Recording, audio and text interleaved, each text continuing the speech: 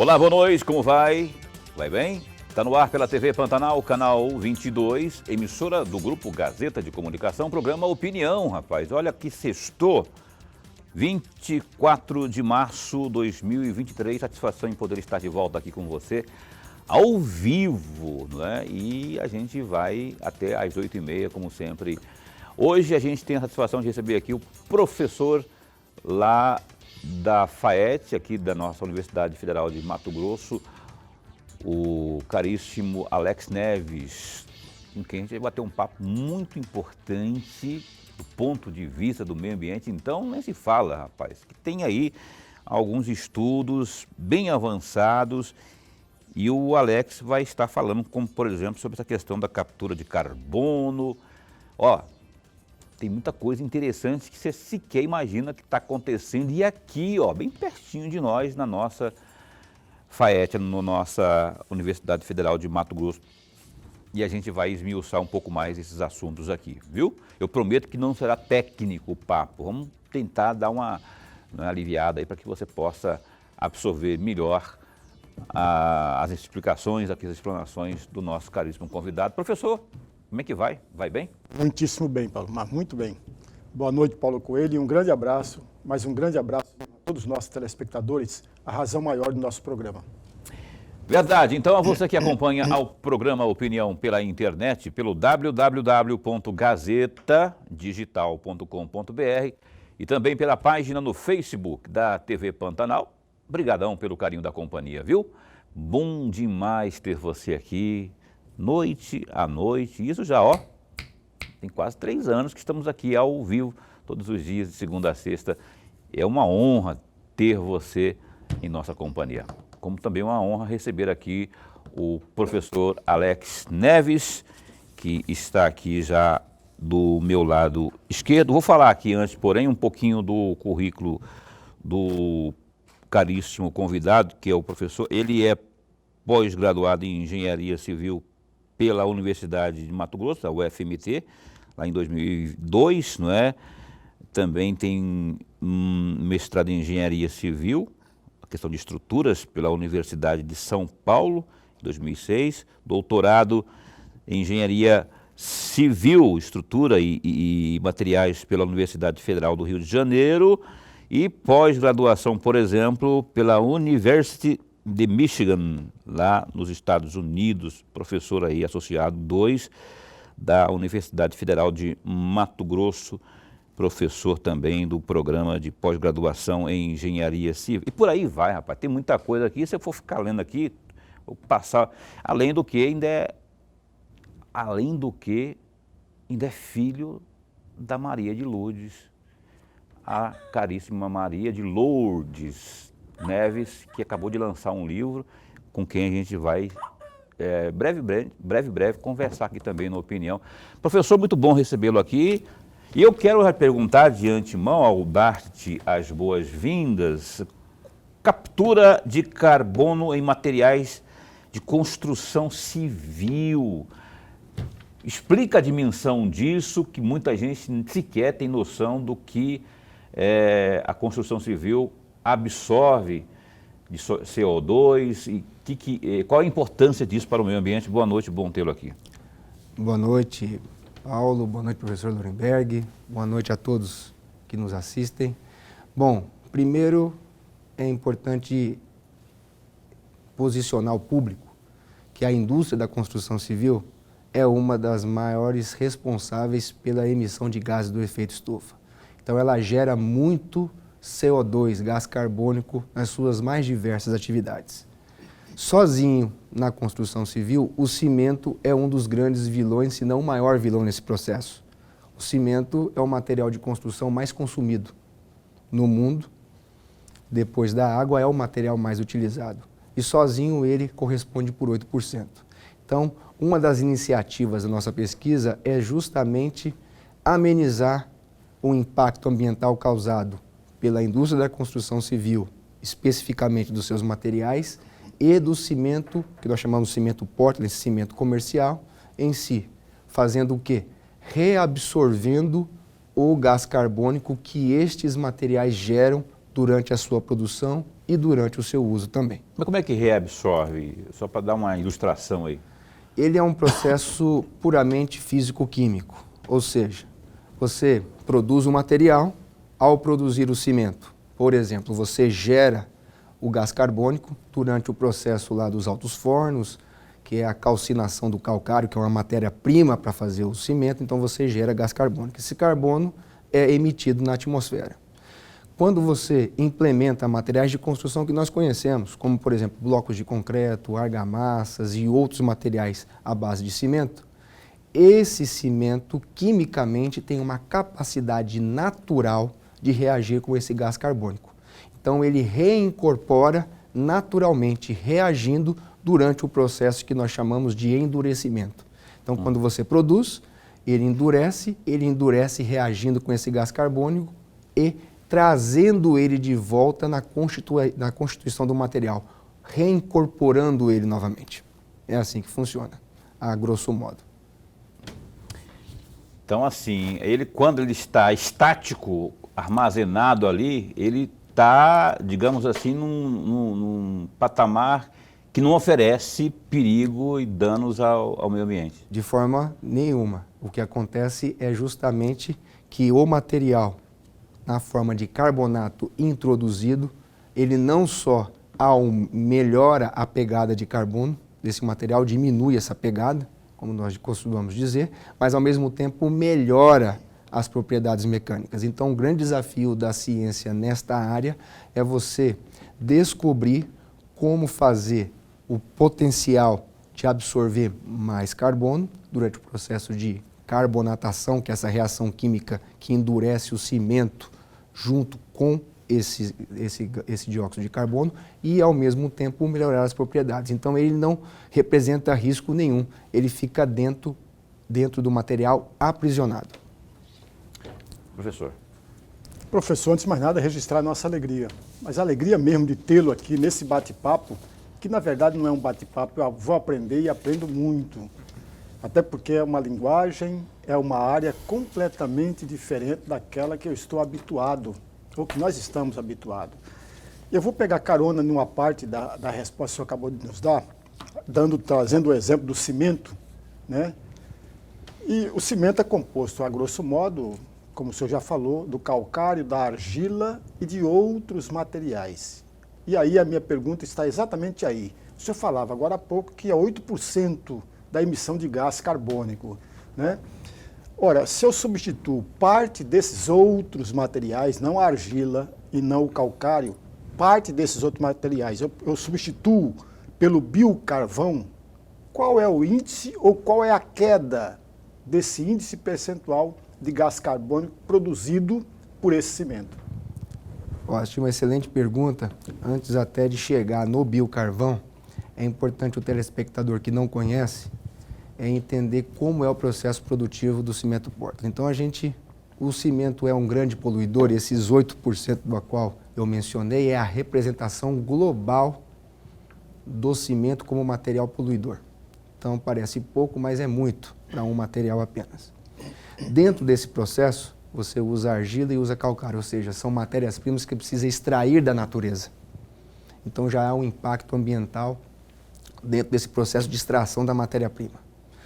Uma das diretrizes para se reduzir a pegada de carbono do cimento é você justamente substituir parcialmente o cimento, não só na sua aplicação, mas na sua composição de fábrica.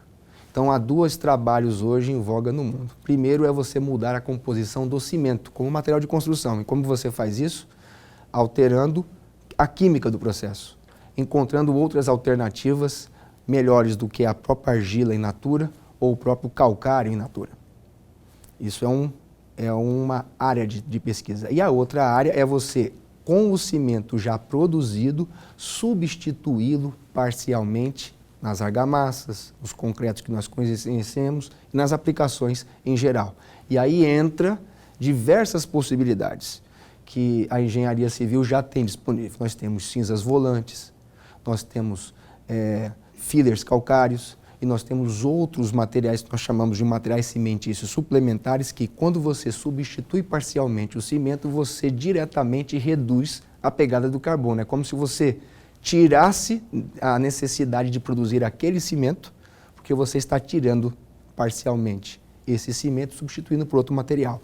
O biocarvão é uma das pesquisas que nós estamos desenvolvendo agora com a ajuda da Fundação de Amparo à Pesquisa do Estado de Mato Grosso e também o Conselho Nacional de Desenvolvimento Científico e Tecnológico, que é o CNPq, onde nós estamos financiando pesquisas cujo objetivo é substituir o cimento parcialmente, não totalmente ainda, pelo biocarvão. E o biocarvão é um material muito interessante, principalmente para a nossa realidade mato-grossense, porque ele advém de uma queima controlada de biomassa. Nós somos um estado que gera muita biomassa do agronegócio. Logo, economicamente, você pode viabilizar uma matéria-prima através de uma queima dessa biomassa gerando biocarvão, e esse biocarvão já tem alguns resultados experimentais, duplicou e triplicou em artefatos simples a absorção de carbono, substituindo cerca de 5 a 10% do cimento na composição. Ou seja, você tem um grande absorvedor e adsorvedor de carbono, de capturador. Então essa é a motivação da pesquisa que estamos financiando. Então você praticamente duplica esse processo. Quantos quilos são liberados de gás carbono com esses ingredientes que compõem? A questão do concreto, por exemplo, concreto, que é areia, cimento e brita, isso na atmosfera, dá para arriscar assim uma quantidade, quantos quilos, por exemplo, são liberados na atmosfera? Esses números, eles variam muito, para o telespectador ter um pouco de noção. Para você fabricar 1 tonelada de cimento, você mais ou menos emite cerca de 564 quilos de CO2. O cimento brasileiro, nós temos uma infinidade, uma larga gama de cimentos, e os cimentos nacionais têm uma vantagem competitiva em relação a outros cimentos do mundo, que são os cimentos de baixa pegada. A gente incorpora muitas matérias-primas, muitos resíduos para produzir os cimentos nacionais. Ainda está longe da meta, mas é um cimento de baixa pegada. Mas geralmente, cimentos de outras partes do mundo acabam emitindo cerca de 600, 700 ou até 800 quilos de CO2 por tonelada. O concreto que nós conhecemos, o concreto convencional, se você considerar que só o cimento emite essa quantidade por tonelada, você imagina como seria para quantificar quando você extrai o agregado da jazida, quando você usa água potável ou semipotável para esse processo. A gente não pode esquecer também que você usa, às vezes, alguns aditivos que tenham um carbono incorporado nele. Então, o grande desafio contemporâneo é você ajustar o processo de produção e de aplicação desse processo. Então, não é muito simples, os números não são desencontrados nesse processo, mas a gente pode arriscar dentro de um processo em que você extrai o material da natureza, transporta-o para a produção, produz, transporta-o de volta para a zona de aplicação, excedendo muito mais do que 800 e 900 quilos de CO2 aí por tonelada, dentro do processo como um todo. Professor, eu vi há um tempo um estudo dizendo o seguinte, que voltando a falar da questão do concreto, né? Na comparação, se fosse um país, seria o terceiro maior emissor de gás carbono, de CO2 do mundo. Só na questão da fabricação de concreto, né? Se fosse um país, imagina, né? Ficaria atrás apenas dos Estados Unidos e da China. É um negócio absurdo isso, né? Sim, porque o cimento hoje, ele é um indicador econômico. E não é coincidente que os maiores produtores de cimento são hoje os maiores poluidores. Então é aí que reside o fato de que há uma grande questão geopolítica em torno desse processo.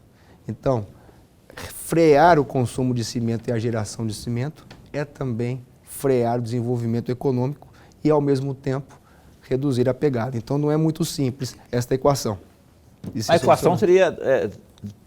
qual seria o caminho mais saudável aí, né? Mais sustentável? Porque não pode deixar de produzir porque gera riqueza, gera emprego, gera, enfim, aquece a economia, mas prejudica o meio ambiente. Tem uma forma, um caminho mais curto aí no horizonte que a gente possa falar, opa, tem esperança aí que a gente possa manter, né, dar uma melhorada nessa questão dessas emissões aí, mas sem prejudicar o meio ambiente?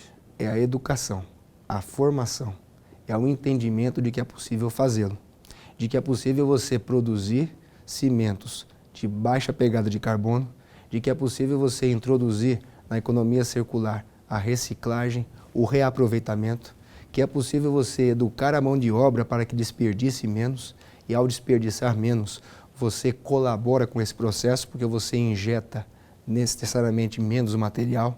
Então, eu acho que essa equação se resolve através da conscientização. Os números estão aí, os sinais são evidentes. Basta nós irmos na direção correta, cada um fazendo a sua parte. Professor Lorenberg? Professor, ainda sobre o biocarvão, mas antes de falar sobre o biocarvão, tem aqui uma matéria do site Olhar Agro, que o senhor deu a entrevista a esse site no dia 5 de março, portanto agora, muito recente.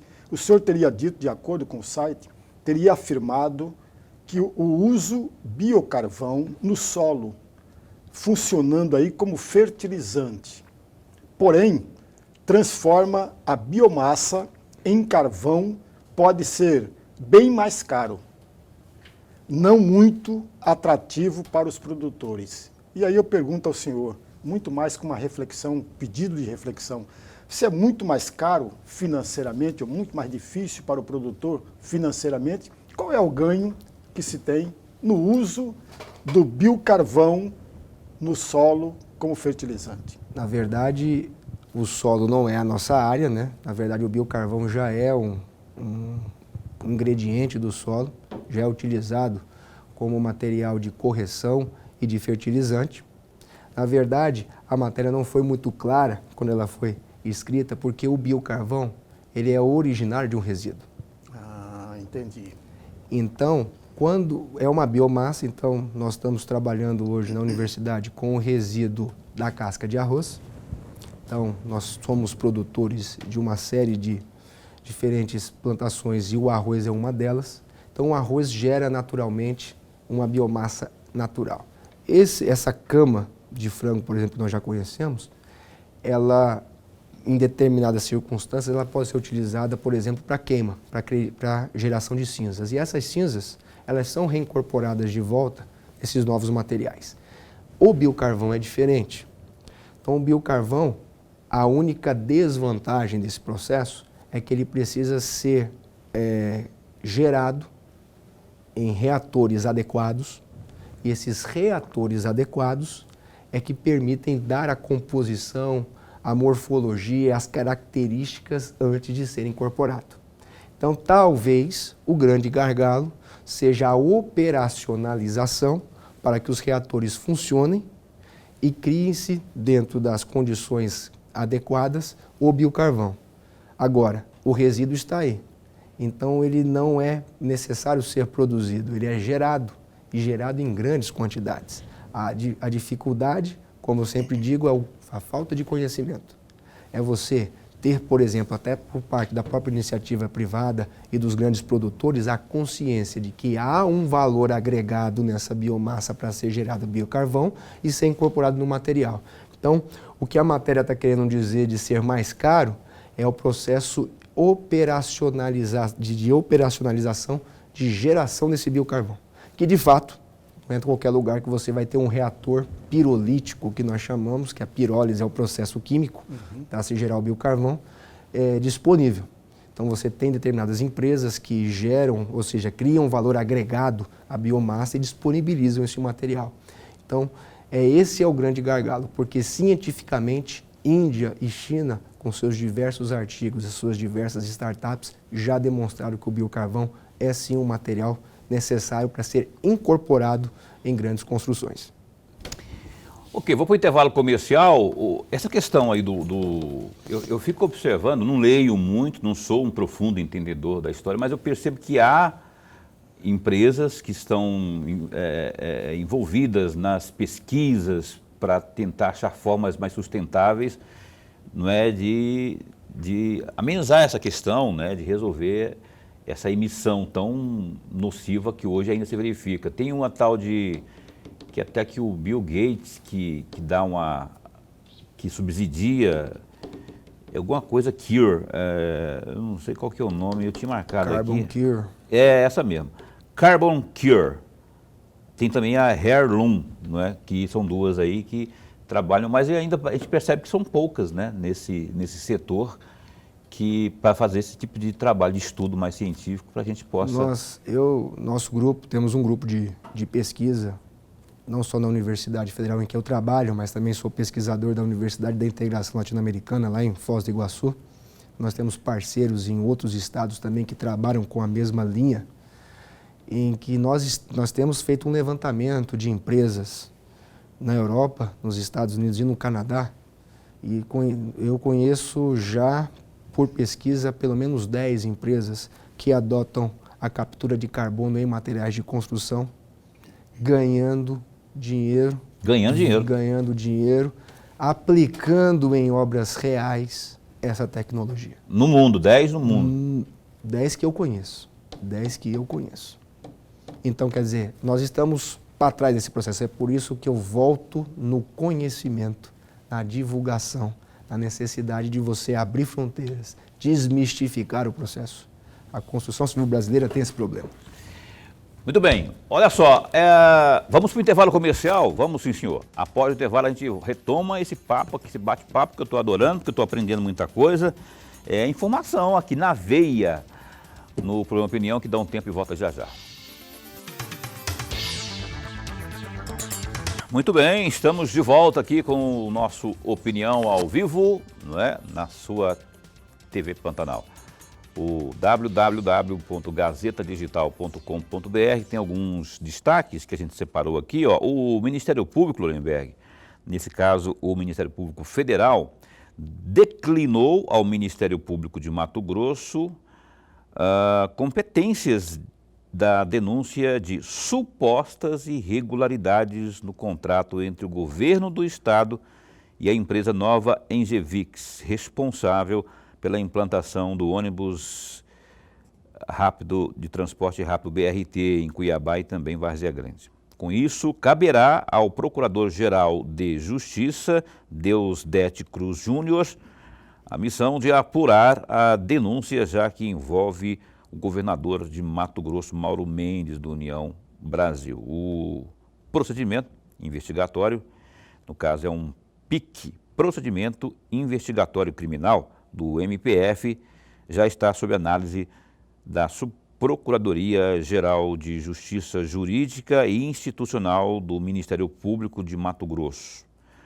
A denúncia apresentada pelo prefeito de Cuiabá, Emanuel Pinheiro, aponta um suposto, aspas, conluio entre as empresas que participaram do processo de licitação, o que caracteriza a prática de grupo econômico e envolvendo aliados do governador. Os documentos ainda fazem ligação empresarial entre Mauro Mendes e o deputado federal Fábio Garcia, do União Brasil, que é afiliado político do governador ao consórcio que irá implementar o BRT. O Departamento Estadual de Trânsito, DETRAN de Mato Grosso, alerta aos cidadãos sobre práticas criminosas que vêm ocorrendo em nome do órgão, como o envio de mensagens por e-mail referente à cassação da Carteira Nacional de Habilitação CNH no site falso de compra de veículos de leilão, além de ofertas de facilidades na venda de CNH. A mensagem enviada por e-mail pelos golpistas para informar sobre a possível cassação da CNH contém o seguinte texto, preste bem atenção aí, ó, abre aspas. Venho informar que consta em meu sistema uma cassação aberta em sua CNH. Aperte no botão abaixo para saber mais informações, fecha aspas. O Detran de Mato Grosso informa que a notificação da decisão administrativa de cassação da CNH é enviada pela autarquia pelos Correios e também publicada no Diário Oficial do Estado, mas nunca enviada por e-mail ou aplicativo de mensagem. Outra informação importante que é bom que você saiba que o MT Hemocentro, o único banco de sangue público de Mato Grosso, realizará coletas de sangue neste sábado, portanto amanhã, dia 25, das 7h30 da manhã ao meio-dia. O objetivo da ação é repor o estoque de sangue que está crítico e também dar oportunidade a quem não consegue doar durante os dias da semana. O agendamento para doação deve ser realizado, anote aí, www.mt-hemocentro.saude.mt.gov.br. A unidade especializada registra estoques críticos dos tipos sanguíneos O positivo, O negativo, A negativo e AB negativo. Ainda estão em alerta os tipos B negativo, AB positivo, A positivo e B positivo. Mais detalhes aí, ó, Gazeta Digital, www.gazetadigital.com.br. Esse declínio aí, Lorenberg, do MPF, dizendo não, é lá com o Deus Dete do MPE. Eu achei que não ia haver esse dia, achei que o MPF ia abraçar a causa, mas está apontando aí essa tecnalidade ou tecnicidade aí, que remetendo ao MPE. Você acha que agora fica mais tranquilo para o governo, porque, em última análise, o procurador-geral é indicado por quem? Ou é escolhido por quem? Não é? Pelo governador. Você acha que fica mais tranquilo? Não, Paulo, eu vou fazer duas observações muito rapidamente. A primeira, o Ministério Público Federal já há algum tempo, alguns dias, que estava com essa denúncia. E aí o Ministério Público Federal achou por bem encaminhá-lo para o Ministério Público Estadual com uma simples razão de que os envolvidos ou supostos envolvidos na denúncia estão exatamente em Mato Grosso. É o caso de empresas ligadas ao governador, supostamente ligadas ao governador. Por essa razão, ao Ministério Público Estadual. Porém, há um outro detalhe, e aí vem a segunda observação.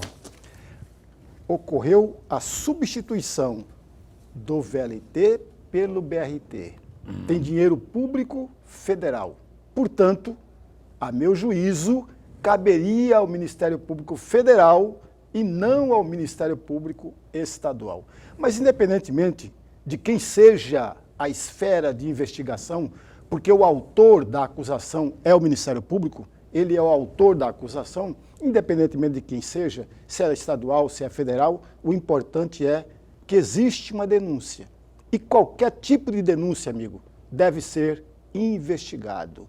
E lá, quando terminou toda a investigação, identificou que não há nada que comprove o que de fato está alegando o denunciador, aí volta tudo normal. Se tiver fundamento, a punição, evidentemente.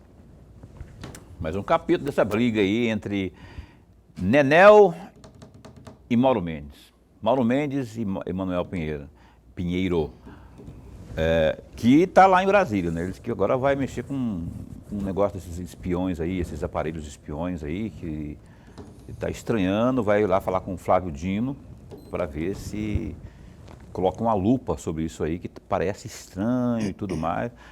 Enfim, eu só queria que ele voltasse a ser prefeito de Cuiabá, que nós estamos precisando muito do prefeito aqui, diante das situações que não são leves e não são fáceis. A gente precisa dele. Com ele aqui já é difícil, imagina ele lá, não é? Vamos torcer para que as coisas voltem ao normal. Ele falou que está em lua de mel com o município de Cuiabá. O prefeito, quando fala que está em lua de mel, a gente pensa assim, poxa, ele está amando, não é? Porque a gente entende que se eu sou o noivo, Lorenberg, estou na lua de mel com a minha noiva, eu vou, né, tratar com carinho, com carícia. Eu imagino que se ele está em lua de mel com Cuiabá, ele devia tratar Cuiabá desse jeito, com carinho, com carícia, Com né, certeza. com afago. Nada de sadomasoquismo, viu, Manuel Pinheiro?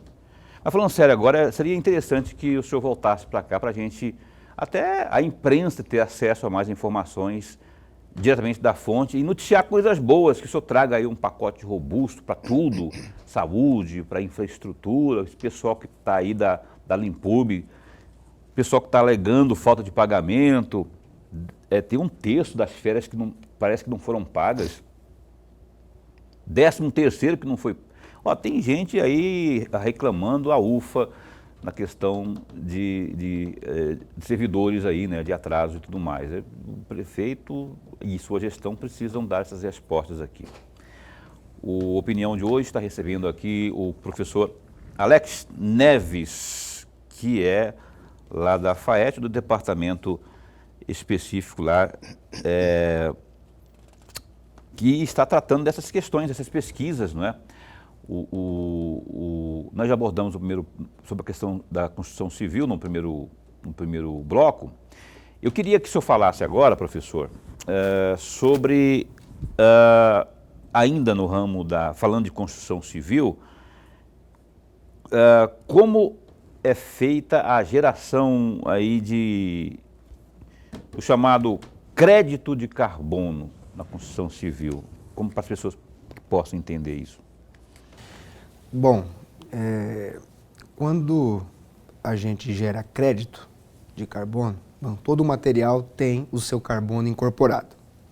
Então, as atividades humanas, e aí eu vou tratar da construção civil, desde o seu processo de aplicação de uma técnica construtiva, desde a sua escolha de material, você consegue calcular um carbono efetivo daquele processo. Do processo e dos materiais por ele utilizados. Quando você adota tecnologias que absorvem carbono e você reduz a pegada de carbono, ou seja, você reduz no balanço de emissão, ele deixa de emitir menos e absorver mais, ele incorpora mais. Esse carbono a mais incorporado, que você deixou de liberar, ele se transforma em crédito. É como se você fizesse uma poupança. Uhum. Então, uma poupança de carbono. Então, o material para ser produzido, ele não emite. Então, se ele não emite, ele fica onde? Incorporado dentro do material. Dentro do material incorporado, ele gera crédito. E no mercado precificado de carbono, esse material, ele é mais caro. Porque ele é um material mais ambientalmente correto e amigável. Então você, quando tem posse desse carbono incorporado, desse crédito, você no mercado de carbono pode negociá-lo. Negociá-lo como? Aquele que emite mais vai comprar o direito de emitir mais de você que absorveu e estocou esse carbono nas suas diversos formatos, no nosso caso, né, nossa área de pesquisa, o formato dentro dos materiais de construção. Então é você fazer uma poupança e negociar contra aquele que polui mais, contra aquele que deixa de poluir ou polui menos. Eu queria também, antes de passar para o Lorenberg aqui, uma outra dúvida que eu tenho. Se nós temos esses CO2 tão danoso à saúde, não é? Como está hoje a estrutura de governo em âmbito federal para que esse contato humano, acabamos de falar da questão da construção civil, né, a questão do concreto e tudo mais, como por exemplo houve naquela época do amianto, as orientações que é altamente prejudicial à saúde e tal. Nesse sentido, como é que está a vigilância da saúde quanto a esse contato humano com esse tipo de material? É muito precário, né? Se a gente levar em consideração que o Brasil, como um país subdesenvolvido, ainda na sua grande maioria, tem uma construção, tem sistemas construtivos, processos construtivos obsoletos, sem falta de controle, sem falta de qualidade, não só no processo executivo, e aí entra também na parceria desse processo a nossa mão de obra, que não é especializada. Então, a produção de carbono, os processos produtivos brasileiros, na sua grande maioria, ainda carecem de renovação, ainda carecem de subsídios, ainda carecem de uma readequação nesse processo. Então, nós ainda estamos caminhando a passos muito devagar, porque precisamos mudar o conceito.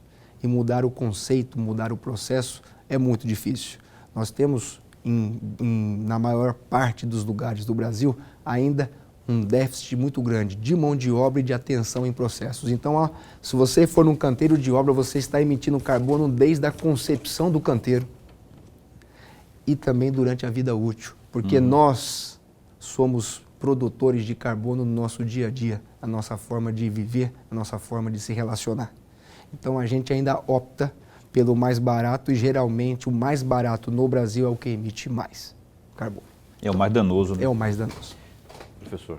Professor, nós conversávamos antes de começar o programa e o senhor deu algumas dicas a respeito e eu fiquei muito mais preso na ideia de como captar, de como sequestrar, captar o CO2 atmosférico. Como é que se dá essa tecnologia e qual é o princípio dessa tecnologia? Bom, vamos usar um exemplo simples, né? Todo mundo já andando pela cidade já viu esses grandes edifícios ou mesmo casas utilizando argamassas de revestimento, reboco, interno ou externo. Esses materiais são feitos o quê? À base de cimento. O cimento, para se produzir, como eu falei no início do programa, ele gera carbono. Bom, se o cimento na fábrica gera carbono, logo o cimento é um emissor de carbono. Esse cimento, na composição de materiais de construção convencionais, concretos e argamassas, em contato natural com o ar, porque o ar tem gás carbônico, ele absorve, ele aprisiona esse carbono reagindo. Então, o cimento tem compostos químicos que reagem com esse gás carbônico e o aprisionam no material na forma de carbonatos. E ali ficam, e ali são estáveis, e ali permanecem durante o ciclo de vida. Então, o processo de captura ele acontece naturalmente. O que nós estamos fazendo é apenas potencializar esse processo, através dos nossos estudos, incorporando matérias-primas diferentes, como a biomassa, por exemplo, que possam induzir esse processo de forma natural, com maior intensidade. Então, simplesmente argamassando, simplesmente criando materiais de construção à base de cimento, você reduz a pegada do cimento nesses materiais incorporados, utilizando o gás carbônico que nós mesmos emitimos. É basicamente isso. Muito bem. Intervalo comercial, o programa Opinião volta já já para o seu terceiro bloco aqui com o professor Alex Neves, para mais assuntos aqui importantes sobre essa questão, especialmente que gira em torno da captura de carbono e outras questões mais. A gente volta já já. O Opinião está de volta aqui, hoje entrevistando o professor Alex Neves, não é? Que é do Departamento de Engenharia Civil da UFMT, também pesquisador do Programa de Pós-Graduação em Engenharia Civil da UNILA. É isso que eu falei certo? UNILA? Então tá. Eu estava lendo aqui, professor, algo que me chamou a atenção, vou compartilhar para que o senhor me explique, que tem coisa que eu não consigo entender. Olha só, no mundo, aproximadamente 100 bilhões de toneladas de resíduos de construção, reforma e demolição são gerados todos os anos. Cerca de 35% desses resíduos vão para os aterros sanitários. Os aterros sanitários, então, eles absorvem grande parte disso. Ao ser verdade isso aqui, assim, que é Sim. Isso aqui procede, né? Procede. O RCD hoje, que nós chamamos Resíduo de Construção e Demolição, as obras aí do BRT/VLT estão demonstrando isso.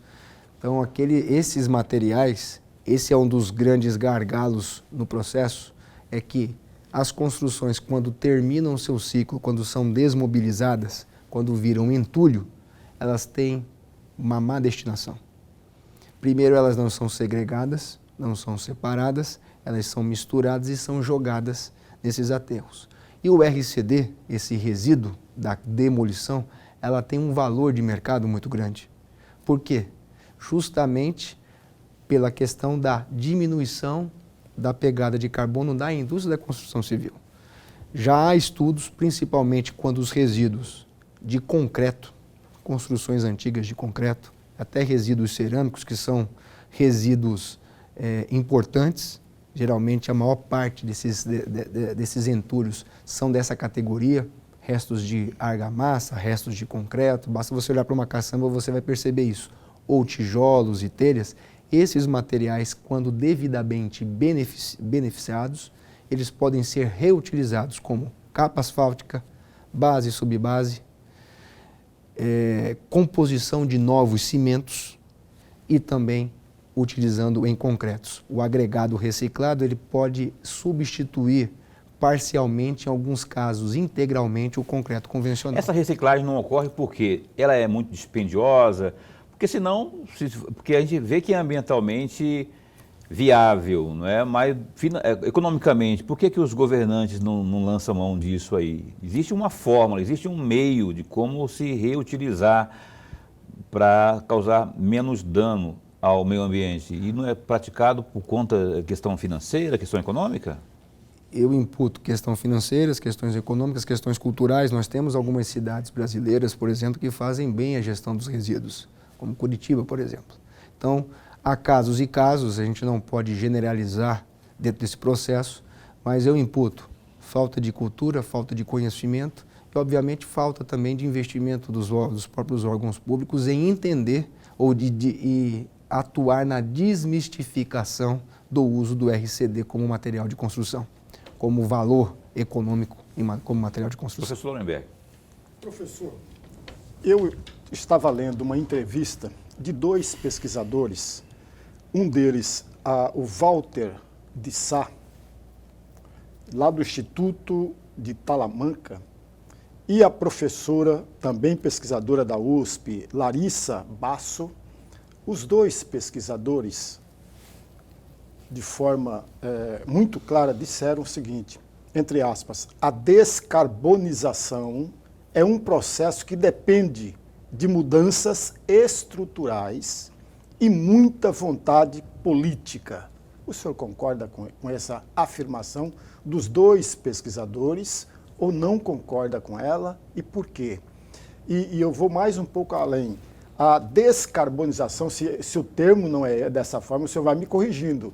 A descarbonização na construção civil, no cimento, também dependeria da vontade política e de mudanças estruturais ou não?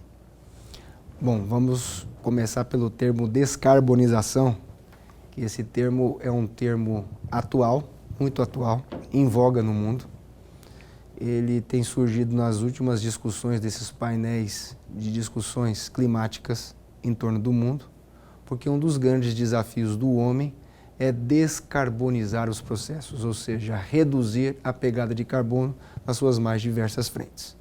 Então, nós estamos falando da construção civil, mas obviamente que quando se falar em descarbonização, outros agentes precisam entender esse processo e colaborar com ele.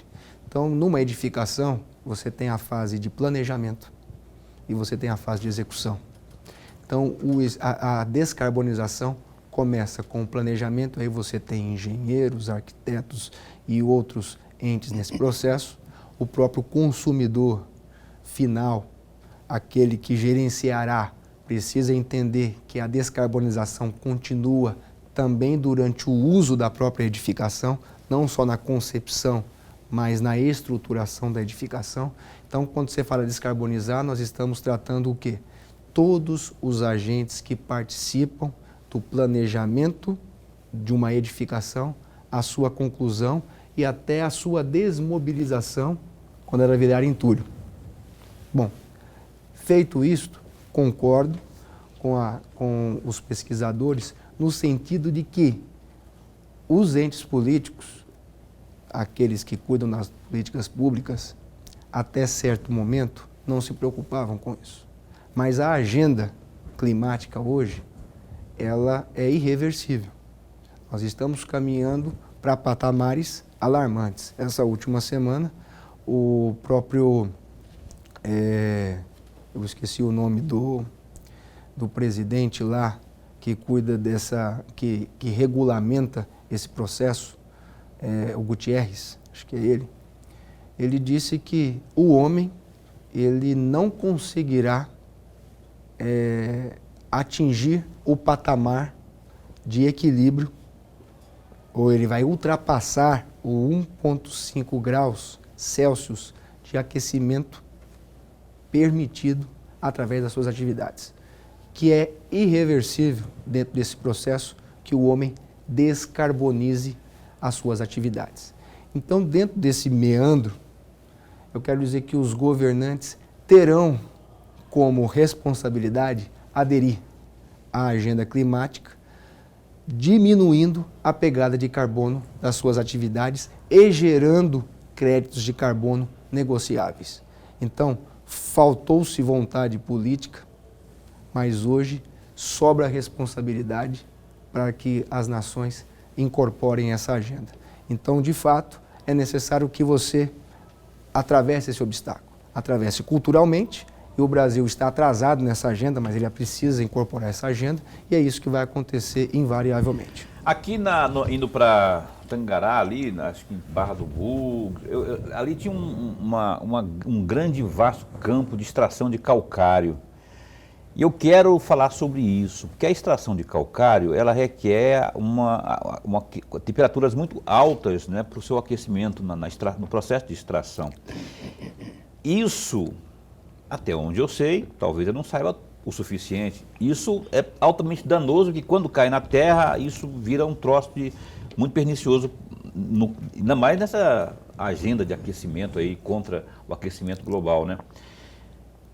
Procede, realmente, a extração de calcário, se não tiver o modus operandi, a forma adequada, e nem sei qual seria a forma adequada de fazer essa extração sem prejudicar o meio ambiente, mas de que forma a gente que eu falo, poder público, pode fiscalizar isso e recomendar a forma correta? Qual seria a forma correta aí, já que é necessária a alta temperatura? Bom, quando se diz alta temperatura, é quando você usa o calcário na própria indústria cimenteira, porque você precisa do calcário para reagir com a argila para gerar o cimento. Então, por isso que o cimento não só emite, mas consome muita energia. No processo extrativo, a grande questão está no uso dos maquinários para poder chegar nessas jazidas. Então, é um maquinário pesado, é um maquinário que usa combustíveis fósseis, logo é um processo que é por si só danoso.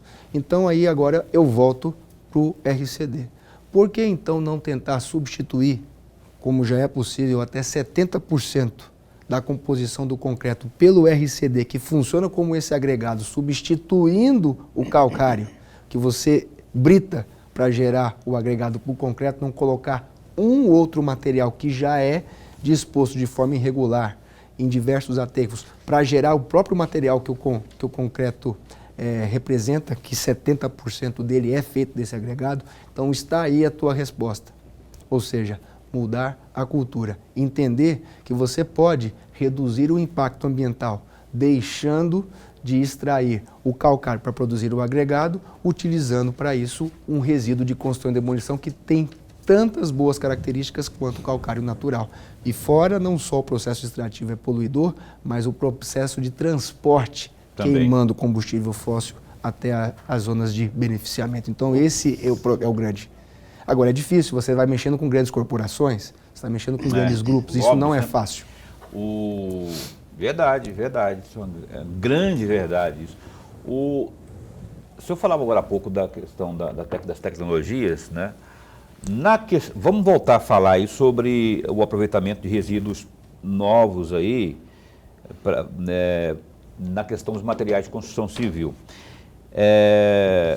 Como funciona aí esse processo aí? Eu queria que o senhor falasse também, além do que já foi falado aqui, tipos de novas tecnologias para se fazer esse trabalho aí no aproveitamento dos resíduos para novos materiais. Vamos lá.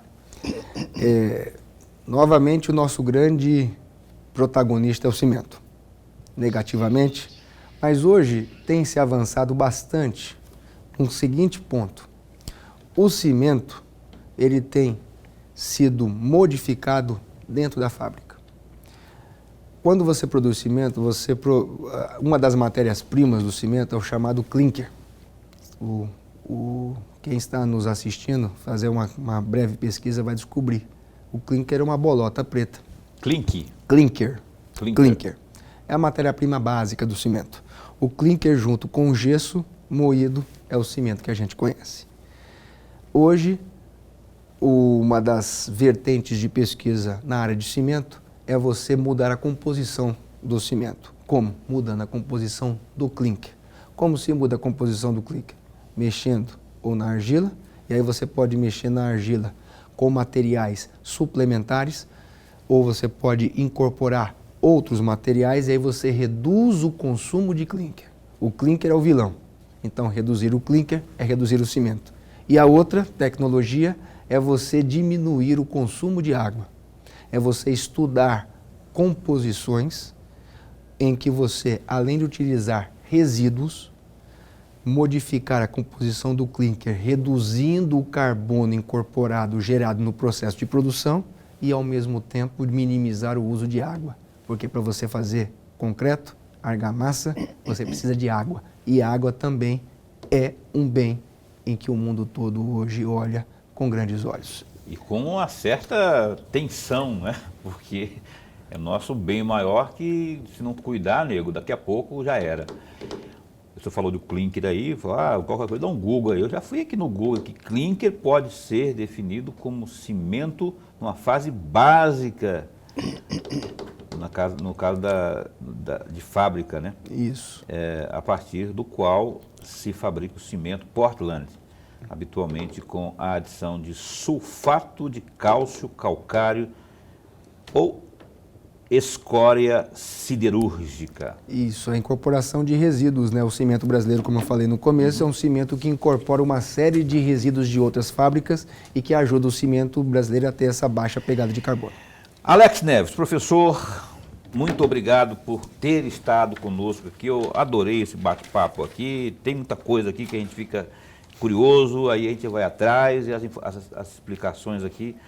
Professor Alex Neves, do Departamento de Engenharia Civil da UFMT, lá da FAET, pesquisador também do programa de pós-graduação em Engenharia Civil UNILA, lá da UNILA.